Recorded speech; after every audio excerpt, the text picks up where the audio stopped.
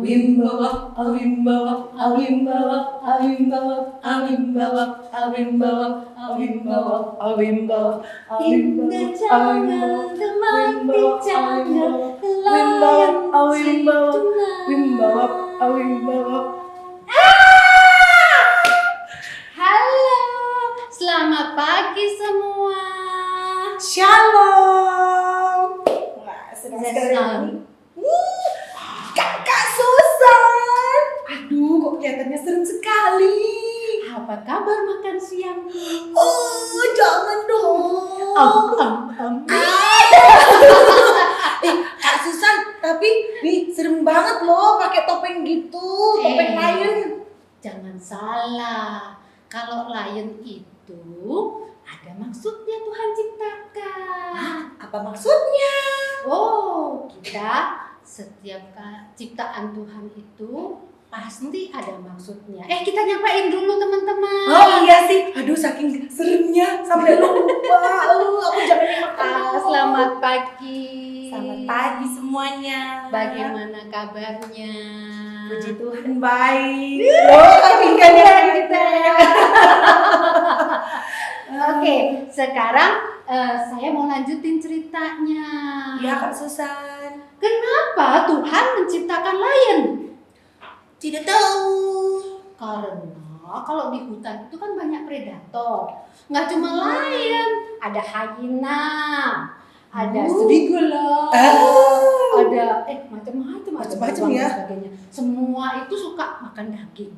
Aduh kasihan dong aku jadi pengen aku dimakan.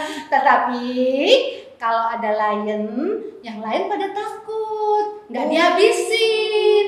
Makanya Tuhan ciptakan lion itu supaya seimbang. Yang makan, nggak makan semua, tetapi ada yang disisakan. Jadi nggak dijaga sama lionnya, nggak sembarangan boleh makan ya.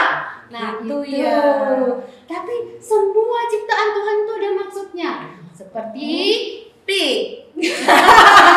Yes, Ada kupu-kupu, ada ikan, ada burung, semua diciptakan Tuhan dengan suatu maksud. Wah, Tuhan itu hebat ya, Kak Ya, Susan. kita nyanyi sama-sama ya, A Butterfly Song. Wow, music.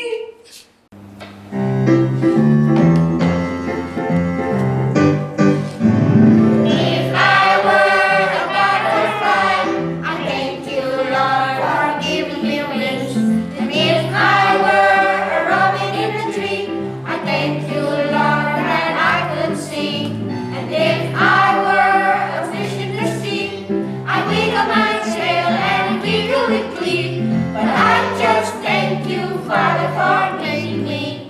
You gave me a heart, you gave me a smile, you gave me Jesus and made me a child. And I just thank you, Father, for making me.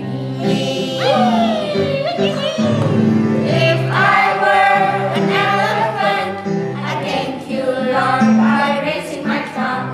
And if I were a kangaroo, I just spoke right up to you. And if I were an octopus, I thank you, Lord, for my goodness. But I just thank you, Father, for making me. You gave me a heart, you gave me a smile, you gave me Jesus and made me a child. And I just thank you, Father, for making me. If I were a wiggly worm, I thank you, Lord, that I could squirm. And if I were a crocodile, I thank you, Lord, for my big smile. If I were a fuzzy bear, I thank you, Lord, for my fuzzy hair. But I just thank you, Father.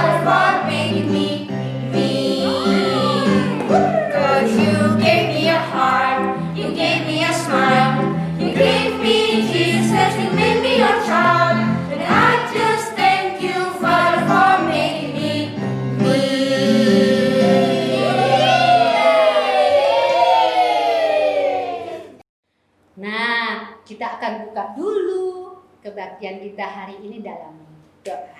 Oke. Kita berdoa ya. Yuk. Tuhan Yesus, terima kasih Tuhan sudah menciptakan burung-burung di udara, menciptakan ikan, menciptakan binatang-binatang, menciptakan tumbuhan, dan terutama Tuhan sudah menciptakan kami dengan suatu maksud yang indah. Sekarang kami akan beribadah, kiranya Tuhan sertai ibadah kami pada hari ini dari awal sampai dengan akhirnya, dan kami mau serahkan di dalam nama Tuhan Yesus Kristus. Amin. Amin. Wah Kak Susan, kalau tadi Kak Susan sudah cerita tentang lion, semua binatang ada maksud dan tujuan Tuhan menciptakannya.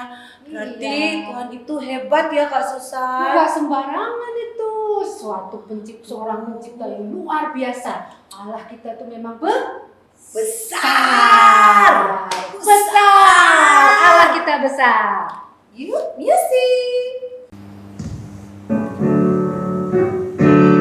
Allahku besar, kuat dan perkasa, tiada yang mustahil baginya. Allahku besar, kuat dan perkasa, tiada yang mustahil baginya. Gunung miliknya, sungai miliknya, bintang-bintang ciptaannya. Aku besar, kuat dan perkasa, tiada yang mustahil baginya. Allahku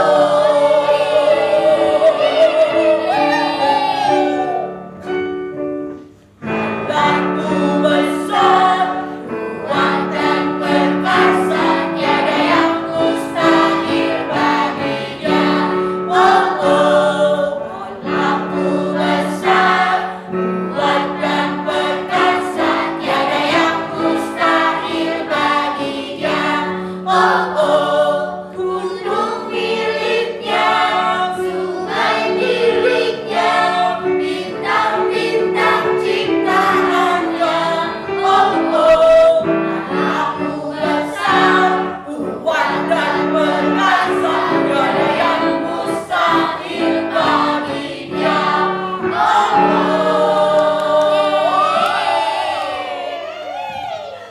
Kak Bingka, Iya Kak Susan. sekarang waktunya kita dengarkan firman. Wah, aku suka sekali. Yuk, tapi kita pujikan dulu. Percaya saja. Music. Percaya saja, percaya saja, percaya demi kita menang. Percaya saja di dalam darahnya, percaya tentu kita menang. Percaya saja, percaya saja, percaya demi kita menang. Percaya saja di dalam darahnya, percaya tentu kita menang. Sebelum mendengar firman, kita akan berdoa dulu supaya firman Tuhan itu betul-betul bisa kita terima dan kita kerjakan dan lakukan dengan sungguh-sungguh. Betul sekali. Yuk kita berdoa ya. Yuk. Tuhan Yesus, terima kasih karena pada pagi hari ini kami boleh mempunyai suatu kesempatan untuk mendengar firman. Tolong kami Tuhan, jagai hati dan pikiran kami supaya kami dapat mengerti firman Tuhan dan mengerti kehendak-Mu dan menjadi pelaku firman. Terima kasih Tuhan Yesus. Dalam nama Tuhan Yesus kami berdoa dan mengucap syukur. Amin. Selamat pagi anak-anak. Jumpa lagi dengan Bu Eni di sini. Apa kabar kalian? Bu Eni harap kalian semua sehat-sehat ya. Kalian tentu bertanya-tanya, apa ya yang ada di sebelahnya Bu Eni ini? Aduh berat. Apa nih anak-anak? Kalian tahu benda apa ini? Berat sekali, keras. Nah,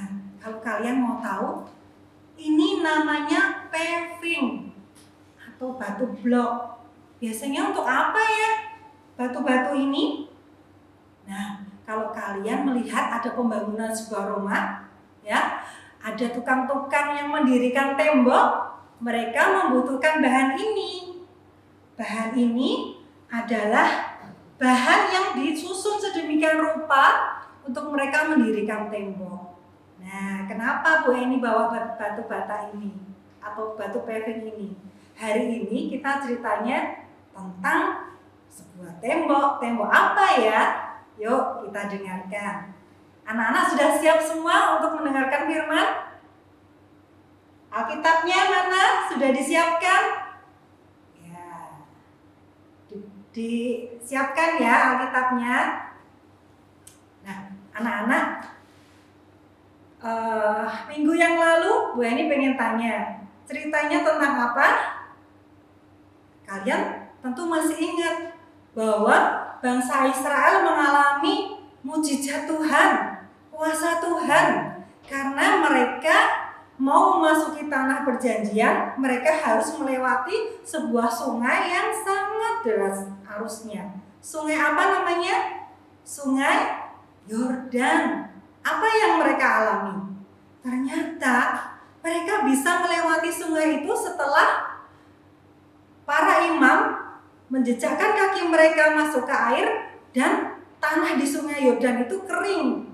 Seperti waktu itu bangsa Israel dipimpin oleh Musa, bangsa Israel bisa melewati laut Teberau sehingga bangsa Israel bisa keluar dari Mesir dan mereka bisa bebas dari Raja Firaun dan pengawal-pengawalnya. Demikian juga setelah Musa meninggal dan bangsa Israel dipimpin oleh Yosua, bangsa Israel akan memasuki tanah perjanjian. Tetapi kuasa Tuhan dinyatakan dengan cara sungai Yordan yang tadinya deras airnya kering seketika setelah imam-imam yang membawa tabut perjanjian itu menjejakkan kaki mereka ke dalam sungai Yordan. Wah, luar biasa ya kuasa Tuhan Allah kita. Siapa yang bisa melakukan itu selain Tuhan Allah kita? Nah, ternyata anak-anak setelah mereka mau memasuki tanah perjanjian, mereka harus melewati sebuah kota. Kota apakah itu? Yuk kita baca dalam Alkitab kita dari Yosua 6. Yosua 6 ayat 1 sampai 16 dilanjutkan dengan ayat 20 dan 27. Yosua 6. Dalam pada itu Yeriko telah menutup pintu gerbangnya, telah tertutup kota itu karena orang Israel, tidak ada orang keluar atau masuk. Berfirmanlah Tuhan kepada Yosua, ketahuilah, aku serahkan ke tanganmu Yeriko ini beserta rajanya dan pahlawan-pahlawannya yang gagah perkasa.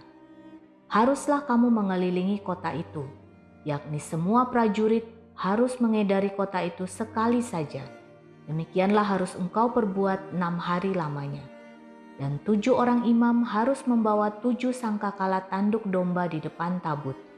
Tetapi pada hari yang ke-7, 7 kali kamu harus mengelilingi kota itu, sedang para imam meniup sangkakala. Apabila sangkakala tanduk domba itu panjang bunyinya, dan kamu mendengar bunyi sangkakala itu, maka haruslah seluruh bangsa bersorak dengan sorak yang nyaring. Maka tembok kota itu akan runtuh, lalu bangsa itu harus memanjatnya, masing-masing langsung ke depan. Kemudian Yosua bin Nun memanggil para imam dan berkata kepada mereka, angkatlah tabut perjanjian itu dan 7 orang imam harus membawa 7 sangkakala tanduk domba di depan tabut Tuhan. Dan kepada bangsa itu dikatakannya, majulah, kelilingilah kota itu, dan orang-orang bersenjata harus berjalan di depan tabut Tuhan. Segera sesudah Yosua berkata kepada bangsa itu, maka berjalanlah maju ke-7 orang imam yang membawa ke-7 sangkakala tanduk domba itu di hadapan Tuhan, lalu mereka meniup sangkakala, sedang tabut perjanjian Tuhan mengikut mereka. Dan orang-orang bersenjata berjalan di depan para imam yang meniup sangkakala, dan barisan penutup mengikut tabut itu, sedang sangkakala terus-menerus ditiup. Tetapi Yosua telah memerintahkan kepada bangsa itu demikian. Janganlah bersorak dan janganlah perdengarkan suaramu.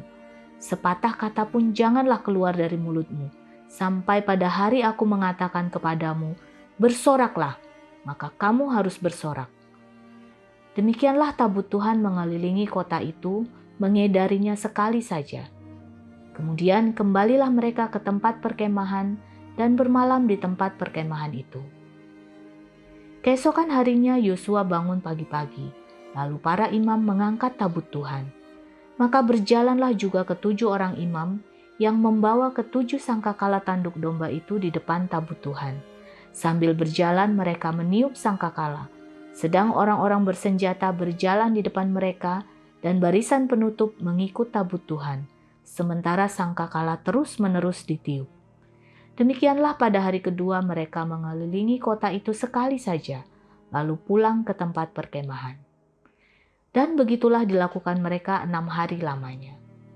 Tetapi pada hari yang ke7 mereka bangun pagi-pagi ketika fajar menyingsing, dan mengelilingi kota 7 kali dengan cara yang sama. Hanya pada hari itu mereka mengelilingi kota itu 7 kali. Lalu pada ke7 kalinya, ketika para imam meniup sangkakala, berkatalah Yosua kepada bangsa itu, bersoraklah sebab Tuhan telah menyerahkan kota ini kepadamu. Lalu bersoraklah bangsa itu, sedang sangkakala ditiup. Segera sesudah bangsa itu mendengar bunyi sangkakala, bersoraklah mereka dengan sorak yang nyaring. Maka runtuhlah tembok itu. Lalu mereka memanjat masuk ke dalam kota, masing-masing langsung ke depan dan merebut kota itu. Dan Tuhan menyertai Yosua, dan terdengarlah kabar tentang dia di seluruh negeri itu. Nah anak-anak, ternyata apa yang dialami bangsa Israel, seperti yang Bu Eni katakan tadi, penyertaan Allah atas mereka melewati Laut Teberau dan menyeberangi Sungai Yordan, bahkan bangsa Israel berhasil menang perang, itu membuat orang-orang yang ada di Yeriko itu ketakutan. Buktinya apa? Di dalam Yosua 6 ayat 1 dikatakan pintu gerbang Yeriko itu ditutup. Jadi anak-anak, kota Yeriko itu adalah kota yang dikelilingi oleh tembok. Temboknya ini nggak seperti ini anak-anak. Tembok seperti ini mungkin nggak ada 1 meter ya. Tetapi tembok kota Yeriko ini terkenal tembok yang sangat kuat. Konon kabarnya ya tingginya itu 14 meter.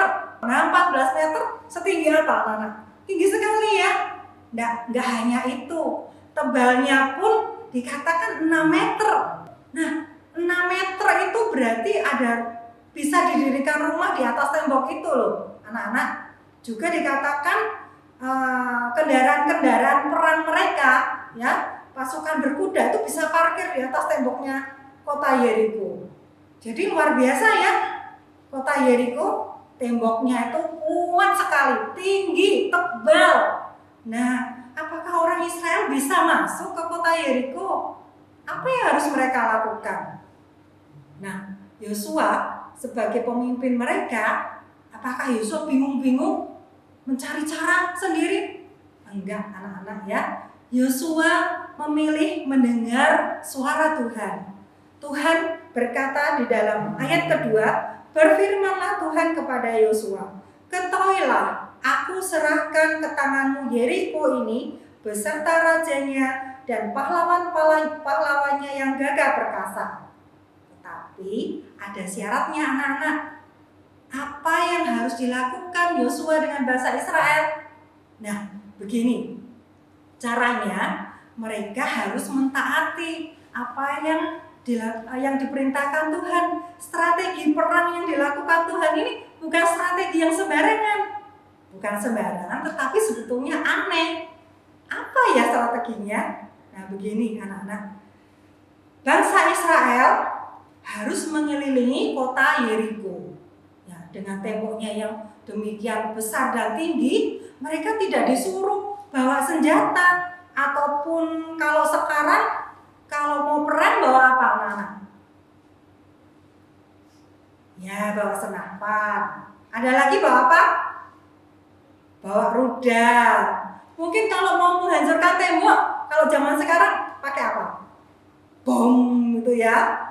Tapi zaman dulu nggak ada bom, anak-anak. Nah, inilah kuasa Tuhan dinyatakan.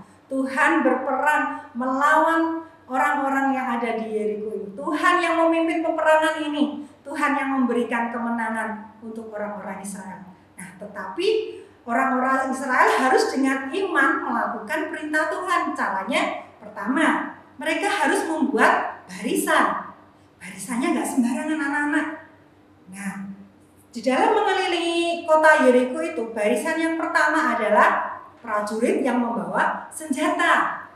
Nah, setelah prajurit yang membawa senjata, ada imam-imam yang membawa sangkakala. Ada 7 imam yang dipilih untuk membawa sangkakala. Sangkakala seperti apa ya? Nih, contohnya seperti ini ya. Sangkakala tanduk domba. Coba kita dengar bunyinya. Bunyi enggak ya?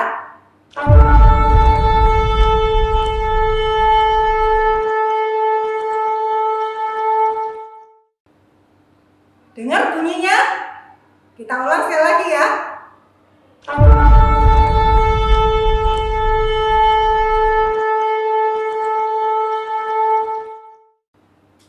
Ya, bunyinya sangat keras sekali. Fungsinya apa sangkakala? Sangkakala biasanya dipakai oleh orang Israel untuk mengumpulkan orang-orang kalau ada pengumuman. Musa kalau ingin mengumpulkan mereka biasanya pakai sangkakala.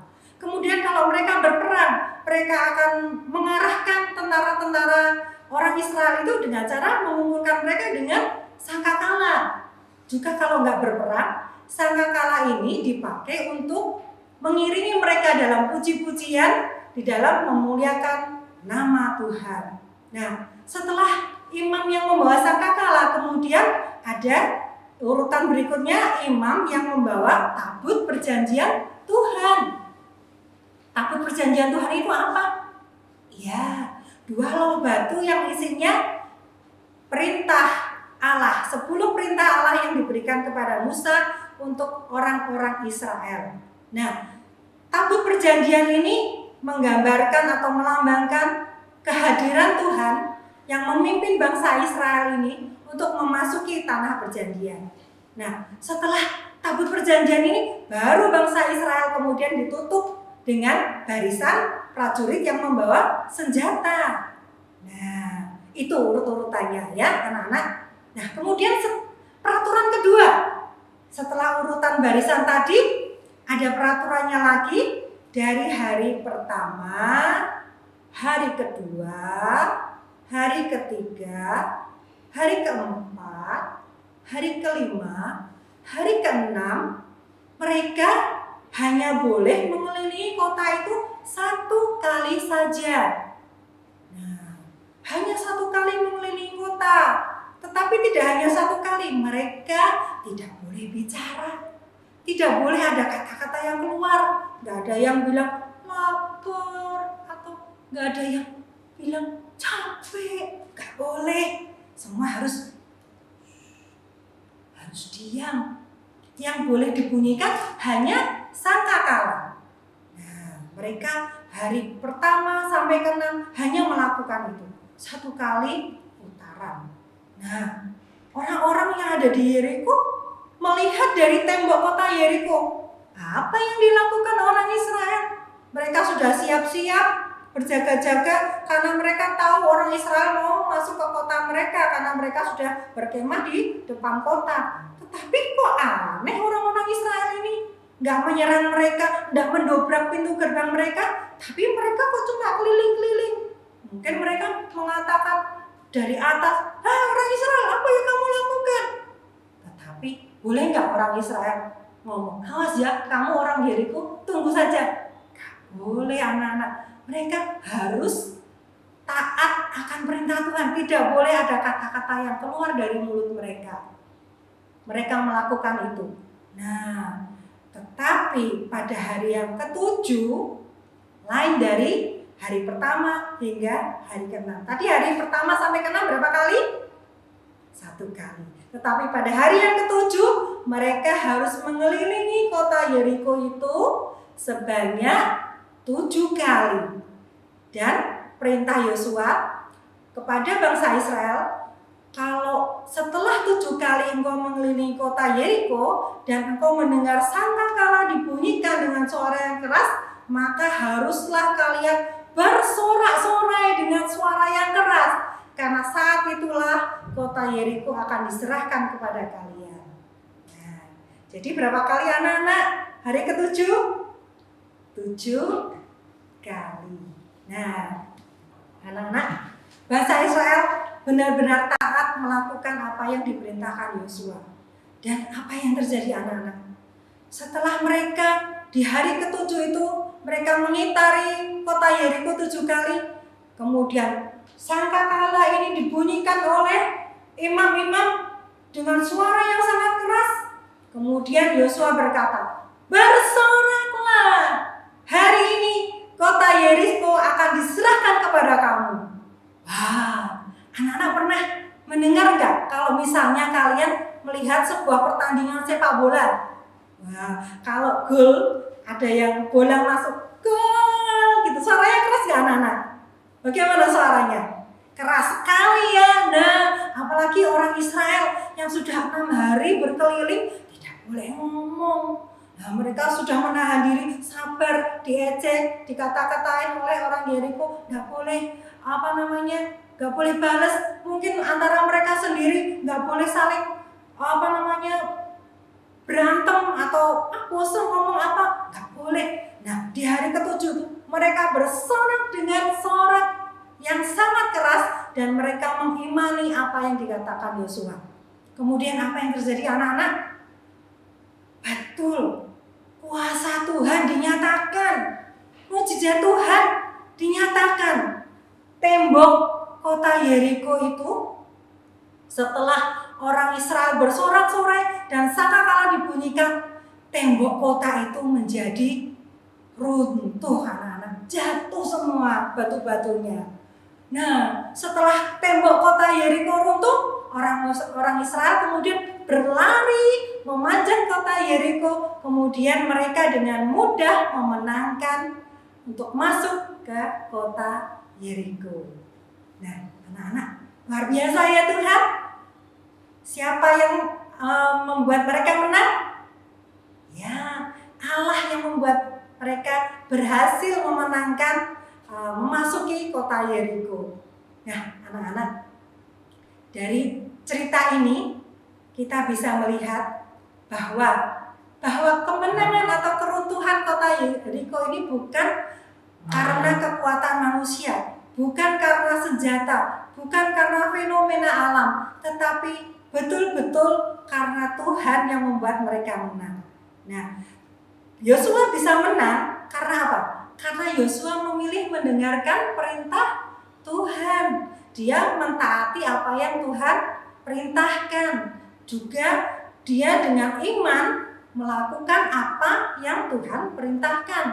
Caranya memang aneh ya anak-anak. Gimana kalau anak-anak yang disuruh putar-putar gitu? Mungkin protes, gini, gitu ya. Tetapi orang Israel belajar. Waktu dulu di padang gurun mereka bersungut-sungut, tetapi waktu mereka mengingat kota Yeriko mereka diajar untuk sabar, untuk menahan diri, untuk tidak berbicara, untuk taat kepada perintah Tuhan. Sejak saat itu, setelah kemenangan bangsa Israel atas kota Yeriko, Tuhan terus menyertai sehingga bangsa Israel kemenangan demi kemenangan diperoleh, sehingga bangsa Israel bisa memasuki tanah perjanjian, tanah yang dulu dijanjikan kepada nenek moyang mereka, kepada Abraham, Ishak dan Yakub. Nah, akhirnya mereka bisa memasuki kota yang Allah janjikan, yaitu kota Kanaan. Nah, anak-anak, seringkali kita juga begitu ya di dalam kehidupan kita sehari-hari. Mungkin saat ini seperti yang sering disampaikan, minggu lalu juga disampaikan oleh Bu Ratna, kita sekarang dalam kondisi harus di rumah. Kita belajar juga harus di rumah secara online. Bosan ya anak-anak? Bosan ya? Nah, mungkin seperti orang Israel tadi, berputar-putar aja, bosan. Nah, kita mungkin di rumah juga bosan. Tetapi kita harus taat perintah papa mama. Kita harus taat akan perintah Bu Guru, Pak Guru, sehingga kalau kita diberi tugas, nah kita mengerjakannya itu dengan senang hati, dengan sungguh-sungguh. Nah kalau anak-anak taat, pasti anak-anak akan berhasil dan anak-anak akan mendapatkan nilai yang bagus, sehingga anak-anak bisa menyelesaikan semua pelajaran dengan penyertaan Tuhan. Nah, pelajaran yang kedua, kadang-kadang anak-anak juga gitu ya, misalnya ada teman yang mengejek, kamu gini aja nggak bisa, atau mungkin ada teman-teman kita yang mengejek anak kita nih orang Kristen tuh apa gini-gini. Nah, mungkin kita harus belajar seperti orang Israel, anak-anak. Orang Israel tidak berkata-kata mengatakan sesuatu atau membantah atau membalas dengan kata-kata. Mungkin kita saatnya harus diam, tetapi kita tidak hanya diam aja, kita pasrah, tetapi dengan diam itu kita harus mempersaksikan kasih Tuhan kepada mereka, sehingga orang lain yang tadinya mengejek anak-anak, mereka juga bisa merasakan, ternyata orang Kristen nggak seperti itu, ternyata orang Kristen itu baik. Kenapa mereka baik? Karena mereka mempunyai kasih yang dari Tuhan. Nah, semoga kita semua juga bisa melakukan perintah Tuhan ini.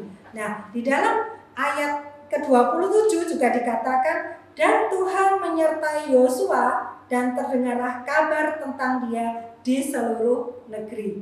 Nah, seperti Tuhan menyertai Yosua dan bangsa Israel, Bu Eni percaya bagi kalian yang dengan iman melakukan apa yang diperintahkan Tuhan, pasti kalian juga akan dimenangkan. Caranya kita tahu perintah Tuhan dari mana, anak-anak? Dari Alkitab. Ya, di dalam Alkitab ini isinya perintah Tuhan. Makanya anak-anak, ya, kita punya waktu banyak di rumah. Kalian juga harus menyediakan waktu untuk membaca firman Tuhan dengan sungguh-sungguh, sehingga kita tahu isi hati Tuhan, kita tahu apa yang Tuhan tidak ingin kita lakukan, dan kita melakukan apa yang ingin Tuhan kita lakukan.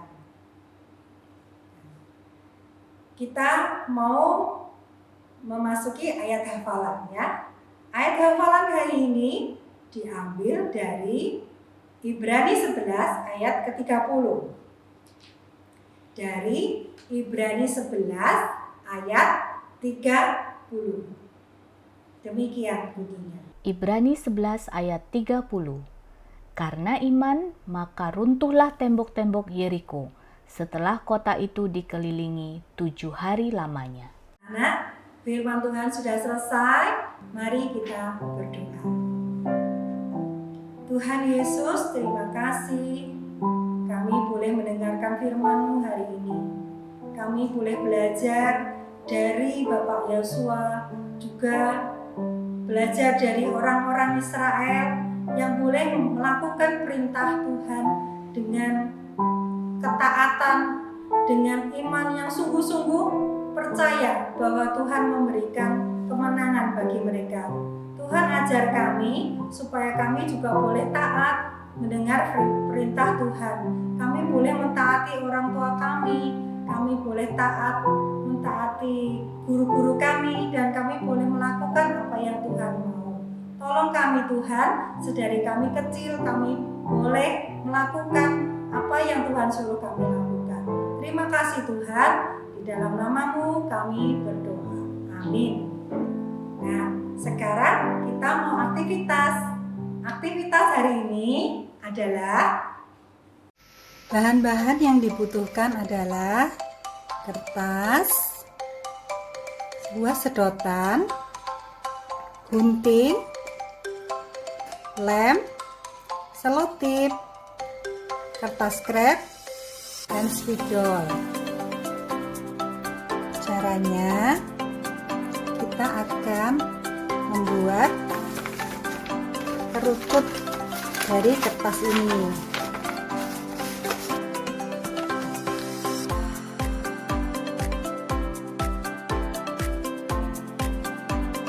Kemudian kita pasang selotip. Nah, kita potong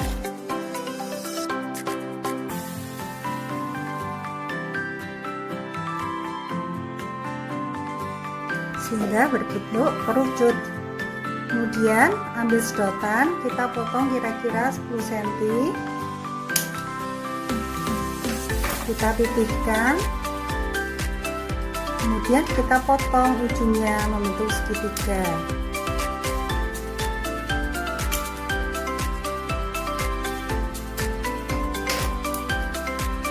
Kemudian kita masukkan di kerucut yang kita buat tadi.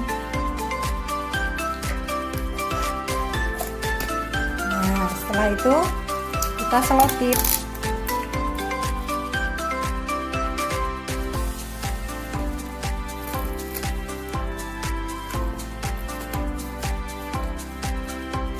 Setelah itu kita bisa hias trompet ini.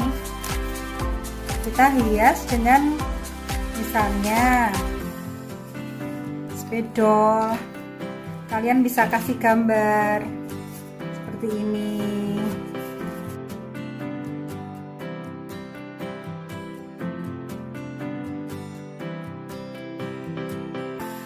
Misalnya di rumah ada kertas krep, kalian bisa kasih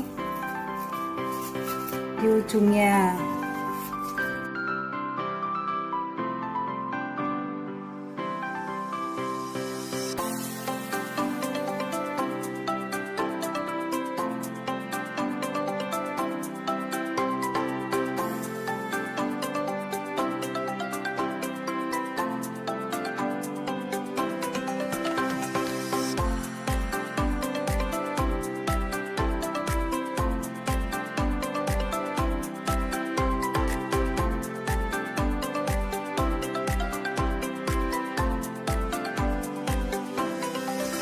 Kira-kira jadinya seperti ini. Coba ya trompetnya apakah bunyi?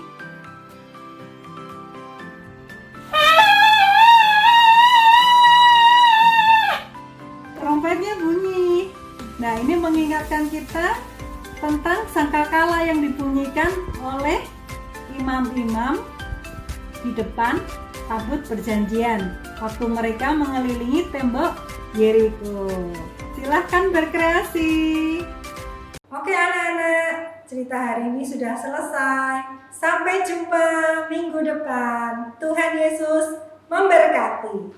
Wah, hebat ya Kak Pinkannya. Iya, ceritanya luar biasa banget Kak Susan. Cuman karena pakai trompet, terus sambil teriak, temboknya. Kak Susan, Tuhan itu memang luar biasa ya. Itu kalau bukan kuasanya Tuhan nggak bisa. Pasti nggak bisa. Betul. Wow, hebat banget. Nah, sekarang kita akan menutup di dalam doa. Dan Oke. kemudian kita akan pulang ke rumah. Tapi sebelum itu kita akan nyanyikan dulu satu lagu lagi, ya. Oke.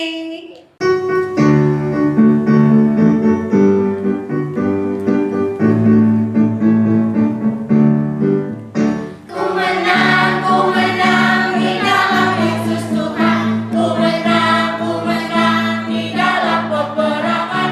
Ku menang atas segala setan. Haleluya, haleluya, ku menang. Haleluya, dia bangkit. Haleluya, dia hidup. Haleluya, dia naik. Roh Kudus turun. Ku menang di dalam Yesus Tuhan. Ku menang di dalam peperangan. Ku menang atas segala setan. Haleluya, haleluya, ku menang. Haleluya, dia bangkit. Haleluya, dia hidup. Haleluya, dia naik. Roh Kudus turun.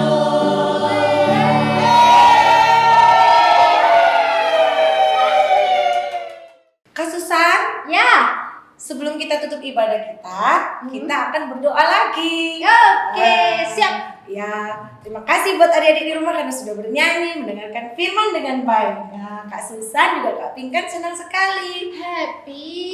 Iya, sekarang kita mau berdoa. tangannya dilipat, matanya ditutup. Mari kita berdoa.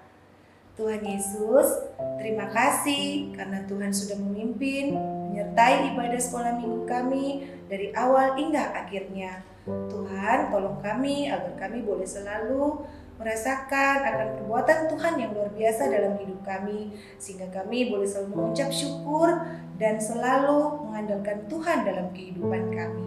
Inilah doa kami Bapa, kami menyerahkan hidup kami dalam tangan kasih-Mu. Haleluya, amin. Amin. Bapa, terima kasih. Bapa, terima kasih. Bapa di dalam surga,